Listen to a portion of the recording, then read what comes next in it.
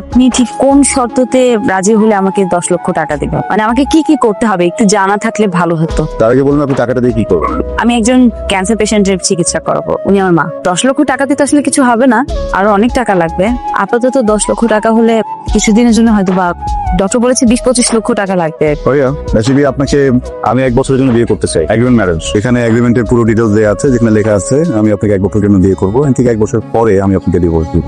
এই পুরো বিষয়টাই ফেক।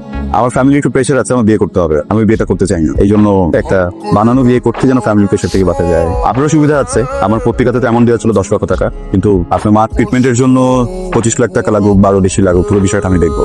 আপনি কি রাজি? দেখেন এই সম্পর্কের মাঝে আসলে সিরিয়াস কোনো কিছু থাকবে না। সরি, আমি আসলে পারবো না এই কাজটা করতে। বেশি খারাপ করতেছে? আমি মনে হয় বাঁচবো না রে মা।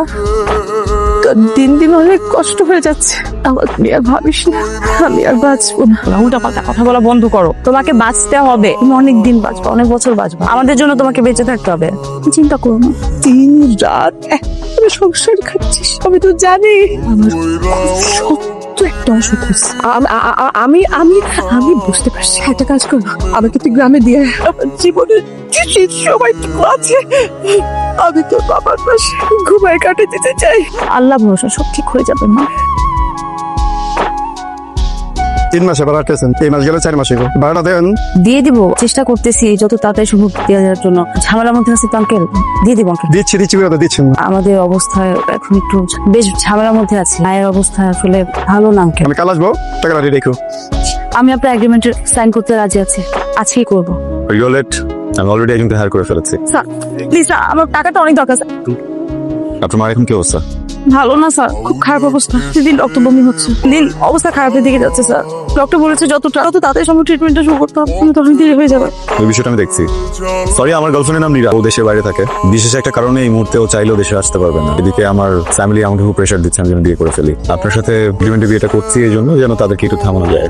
আমি আমার বাসায় গিয়ে মা বাবাকে বলবো যে আমি আপনাকে অনেক ভালোবাসি, আমাদের অনেকদিনের সম্পর্ক, এন্ড আমি আপনাকে বিয়ে করতে চাই। এই কথা বললে হয়তো আপনার ফ্যামিলির সাথে মিট করতে চাবে, সো বেটার হয় যদি বলি আপনি এতিমখানায় বড় হয়েছেন, আপনার ফ্যামিলি থেকেও নেই।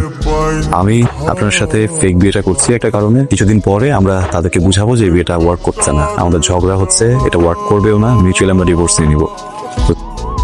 ফারিয়া, এখন থেকে মোবাইলটা সবসময় অ্যাক্টিভ রাখতে হবে। এখানে 50,000 ক্যাশ আছে, আপনার মার টাকা কালকে পেয়ে যাবেন। আপনার কন্ট্রাক্টে যে টাকাটা বলা ছিল, আর এটা কন্ট্রাক্টের বাইরে, বিকজ আজকের দিনের ফটোশুট এন্ড এভরিথিং তো প্ল্যানে ছিল না।